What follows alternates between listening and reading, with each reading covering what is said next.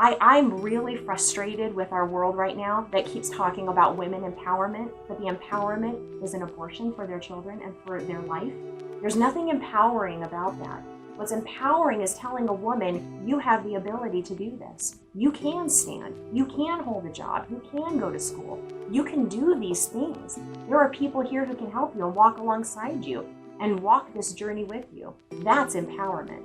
Birth Choice is a pregnancy help center. We are able to have a young woman or a young man come in who is under the crisis of a pregnancy. So when I say a crisis of a pregnancy, not all pregnancies are a crisis. The only ones that usually are the ones that are unexpected. They had no idea that they were pregnant, nor did they intend on being pregnant.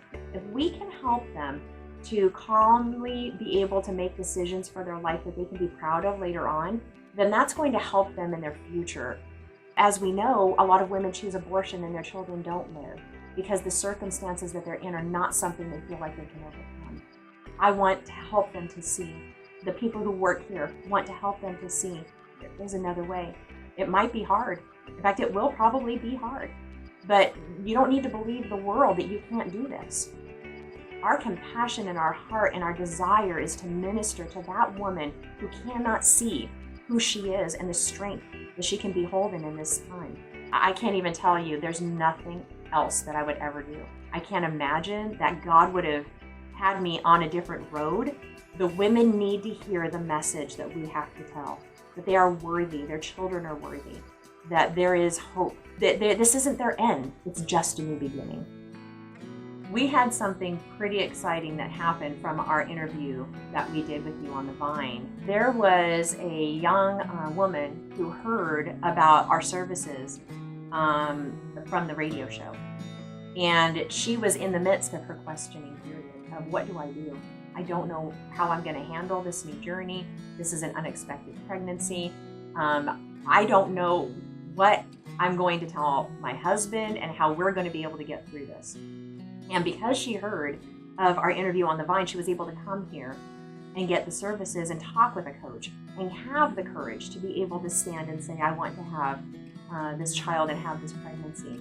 Another person had a husband and a wife had both heard about this journey that we were on with Birth Choice from the Vine. And they both were able to say, let's go talk with them. Let's hear about what it is that they have to say. And they couldn't even believe that both of them had heard it at separate times. And they both felt the urging to come here and talk with us, and they were able then to alleviate their fears and find the courage to come together and be parents and be the couple that they wanted to be, not knowing what to do with this unplanned pregnancy that they had had. And it's just incredible, the stories that are coming from, we heard you on the Vine, and therefore we're calling you. It's just incredible. A medium such as radio or an interview, a simple word that's spoken out, people are desperate for hope. They want somebody to talk to. And we have to know that every word we have to say about something that's hopeful does not come back void.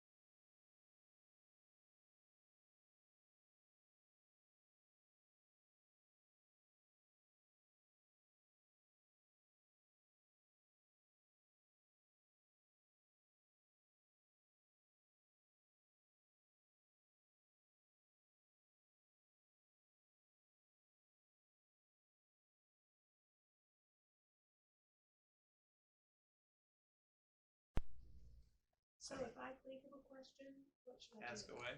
Okay. Okay, let's do this. Everybody do quiet really quick. So Wait, what do we pray? I was just going to ask, can we pray? You mind if I pray? You'll pray? Yeah, sure. Lord, we just so thankful to you right now. We invite you into this place. Your word says where two or three are gathered in your name, you are here. So we know that you're already here. I ask you to be with us during this time and speak to us, speak through us, that something may be said. Two things, three things may be said to help encourage some man, some woman to make a choice that you would want them to make regarding birth or life, death, and the power of just our choices in general. I ask you to strengthen and refresh each one of us, God, as we have been running around town, running all over the place, doing whatever we need to do, God. We just pray, we give all of those cares to you because your word says that you care for us. So I ask you to bring us peace right now, and I ask you to bless us with that peace in knowing that you're God right now. And just have your way this time. Just God, these things we ask in your name. Amen. Amen. thank you. Rolling? All right. So the first part of this, we're just going to walk through a birth choice. And you do what you do so well.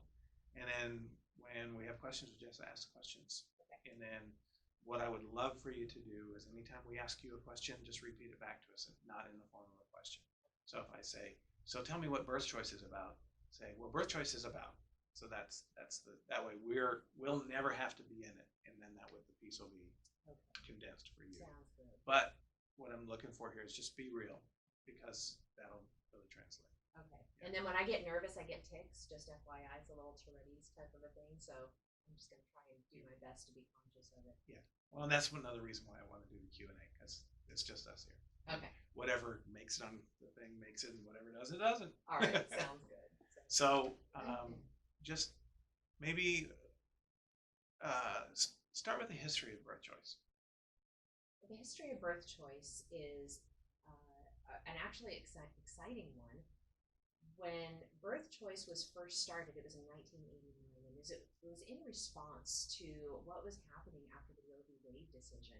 They saw a great need in the area out here for women to have alternative choices to be shown to them. I think abortion was the number one ideology at the time of what to do with an unplanned pregnancy. So they wanted to be able to provide women with someone to talk to that maybe didn't feel like they wanted to have an abortion, but they felt that that was the only option they had available to them. They didn't know what other resources were out there. And practically historically, how many women have been served through here? Actually, women, families. I mean, talk a little bit about that. It's not just this one-dimensional thing. Yes. Yeah. It's hard to say how many women have been served over the last 32 years that we've been here. I can say that in my tenure here, I've been here 5 years, I know that we've served over 8,000 women in those 10 years for pregnancy care, up to 10,000, including outside appointments for counseling and material assistant needs. It's an incredible number of people that have been served. I would venture to say that if we've been doing this for 30 years, we're talking upwards of 25 to 30,000 people touched. Practically speaking, what the heck is birth choice? What does that mean? What happened?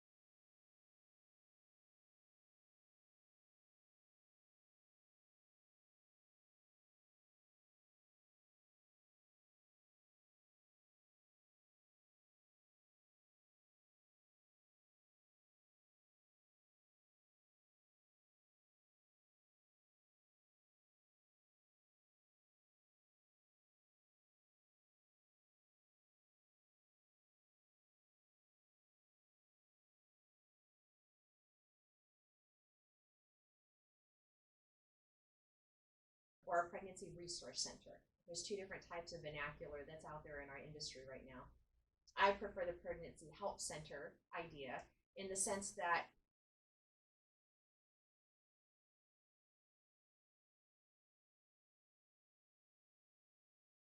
everything we do here, however, is client-led.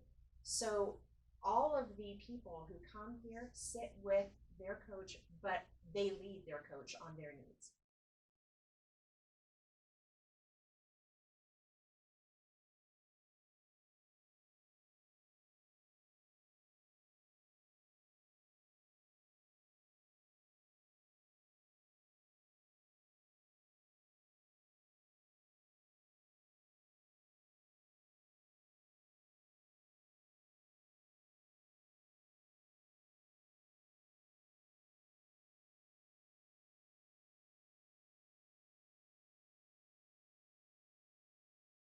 We are able to offer that through doing pregnancy testing, ultrasound, for limited ultrasound, we call it.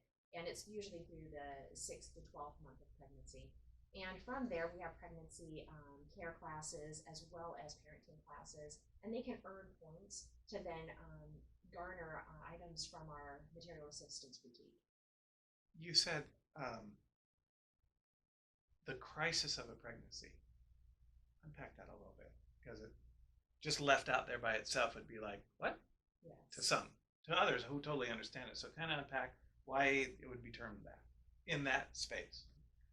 Yeah, when I say You said 6 to 12 months. Did you mean 6 to 12 weeks, Okay. I meant 6 to 12 weeks. Okay. So do you want to go back in there at some point? Yeah. Yeah. So what was the in reference to? When they Ultrasound. have their ultrasounds. Okay, go for just that part of it. So the ultrasound, say, So when they have an ultrasound through us, we are able to offer that between the 6th and the 12th week of gestation. And so that allows them to see the life of their child, as well as see if it's actually a viable pregnancy. okay, good. And then now this other thing, unpacking the crisis of a pregnancy. Yes.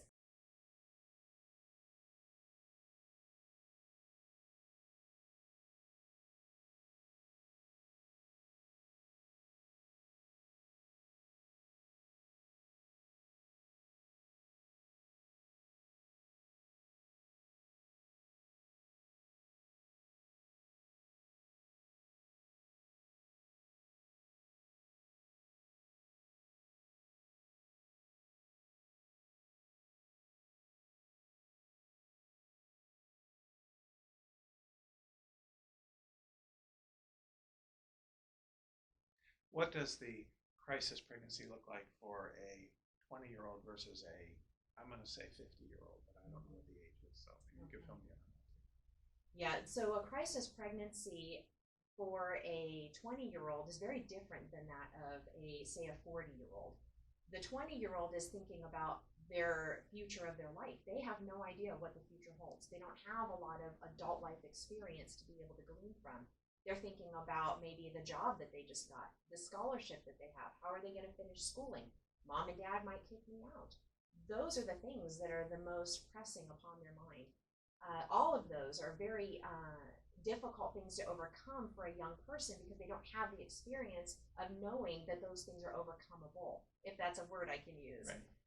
The experience for maybe a 40-year-old would be different. They've lived life. They've maybe had a child or two. Maybe this is child number 3 and they're scared about how am I going to be able to afford this? Husband's already working enough. What can I be a mom to 3 children? They're two very different dynamics that we have to deal with. And the financial aspect of it usually is the number one thing that the older women come to us about. Talk from here a little bit about the love and care of these folks. So we've talked about the, these are the facts. 25,000 over 30 years. We've talked about crisis pregnancy line. So when I come in here, what happens to my heart? How do you care for these folks?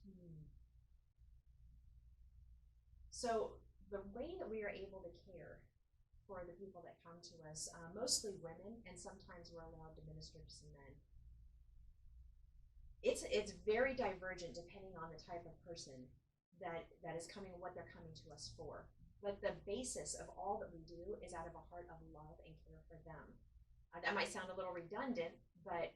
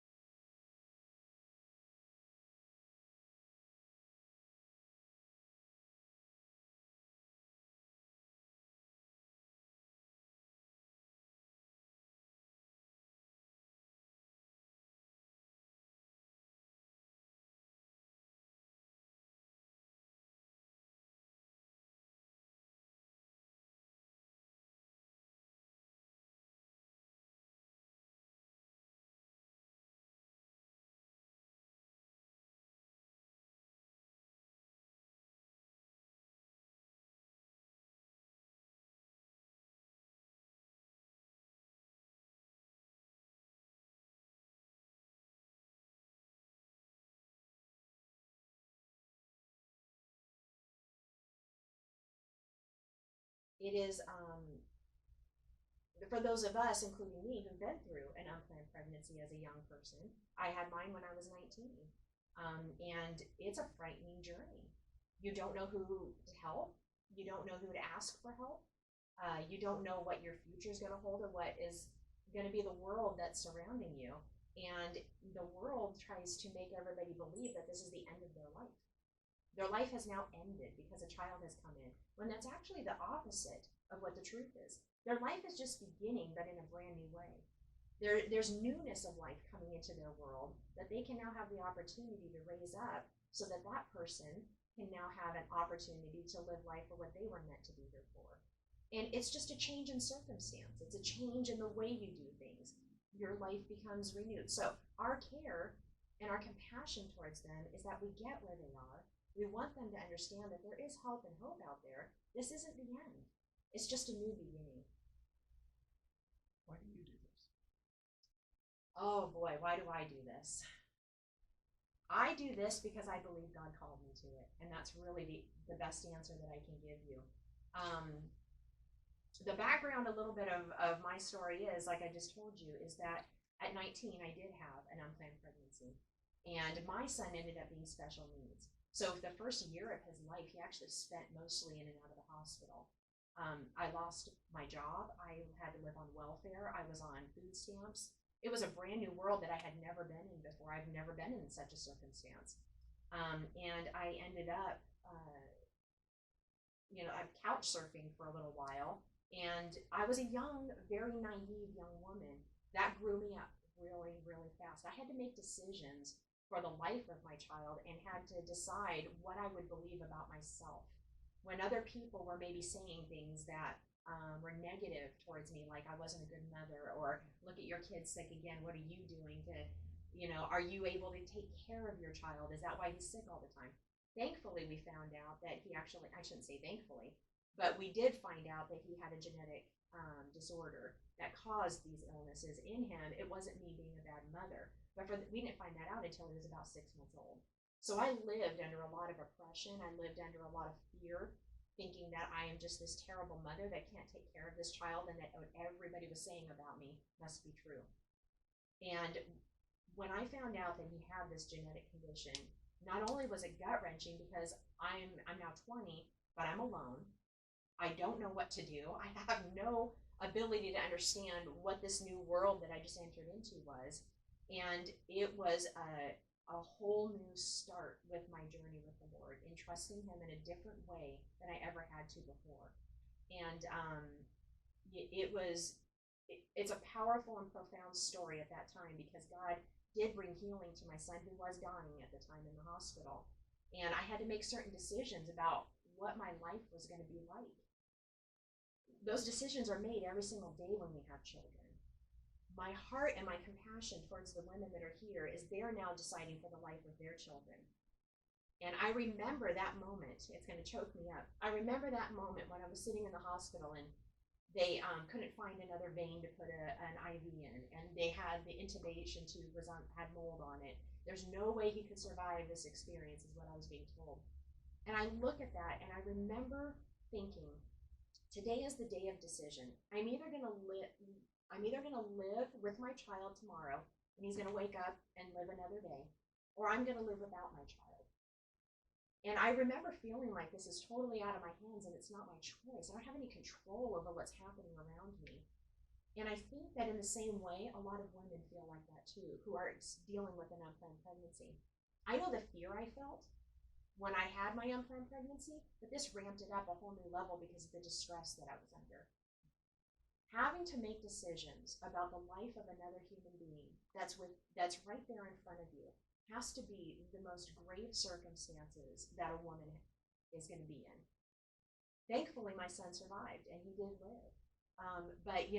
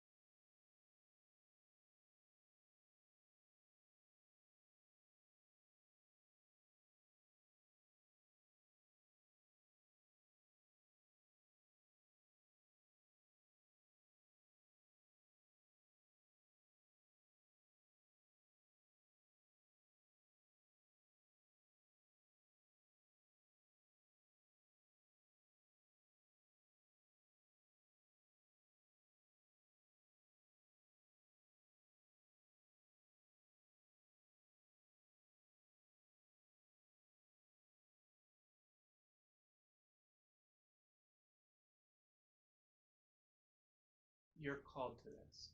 Well, you said God called you to this. So, one or two places where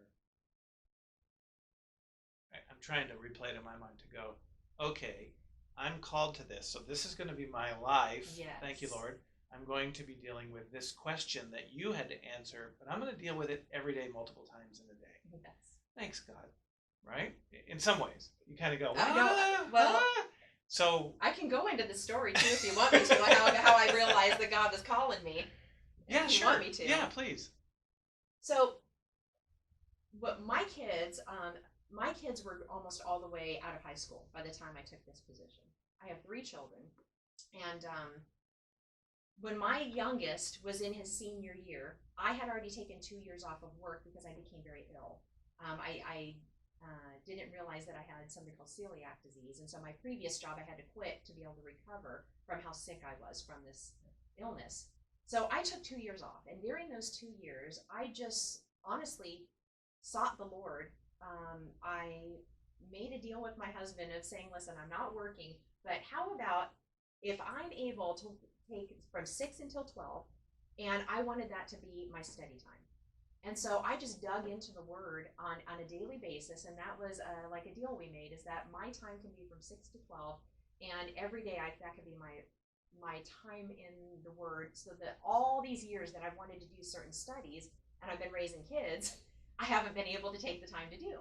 It was an incredible journey. It brought healing to my heart, to my soul, to my mind, but it brought me a strength that I didn't realize that I had in me. I kind of thought maybe this illness was my end. I didn't know what next steps were for me. Was I going to be able to recover enough for my kidney and livers to be healed enough to have good markers again? I was in a pretty sick state when I got ill. So by the time the 2 years was up, I was perfectly healthy. I was doing incredible. I had energy. I wanted to go do something again. I was in church helping run my women's ministry. I thought, I'll just be working with women, and I'll get to find maybe an administrative job at a school. My husband's a teacher, and he gets all summers off, all of the holidays, everything. I was going to go look for an administrative job because that's what I did previously, and I loved it. I love working with the kids. Until my friend from church came to me and said, I just heard your testimony that you spoke, and I work for a pregnancy center here in Temecula, can you please come and be on and apply for our board to be on our board? And so I did, and I came on the board, and I didn't even know that it existed. They had at the time been going through a transition and were looking for a new executive director.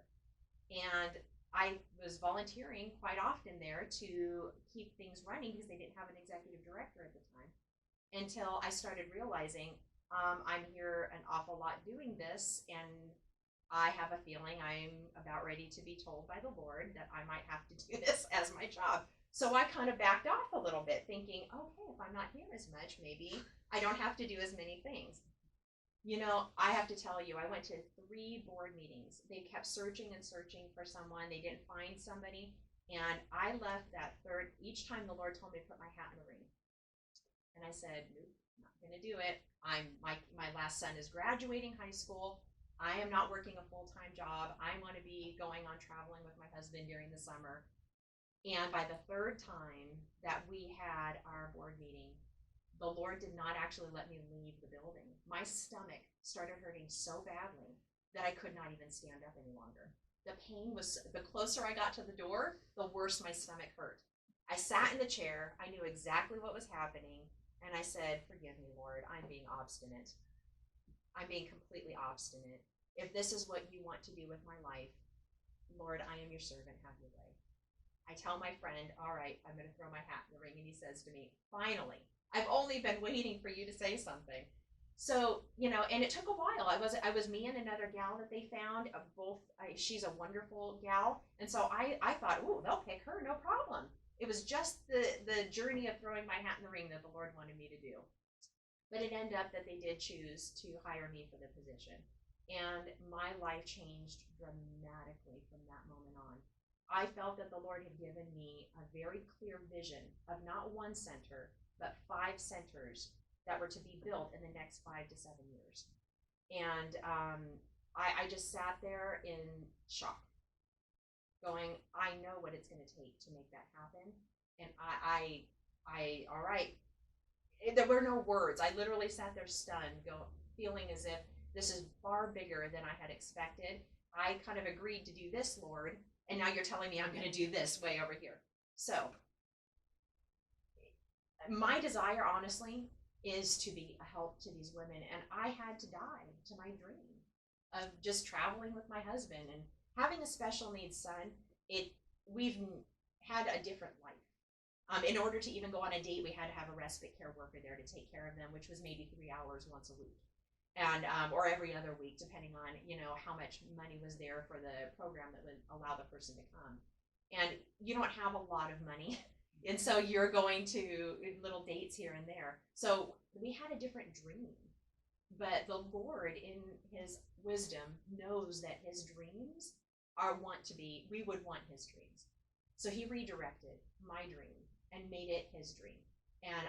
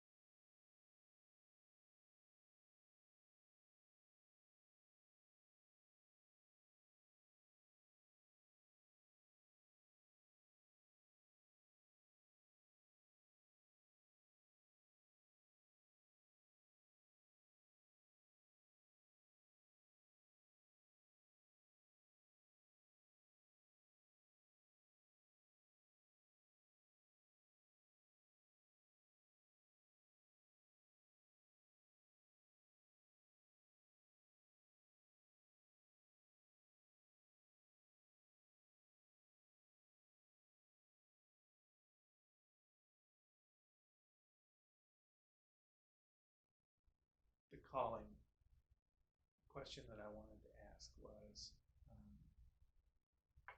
which is wonderful because, like many, when you get the call, you kind of go, I'm gonna put my heels in here for a minute, and I know I could probably play tug of war with you, Yes. you know, in your mind, in your flesh.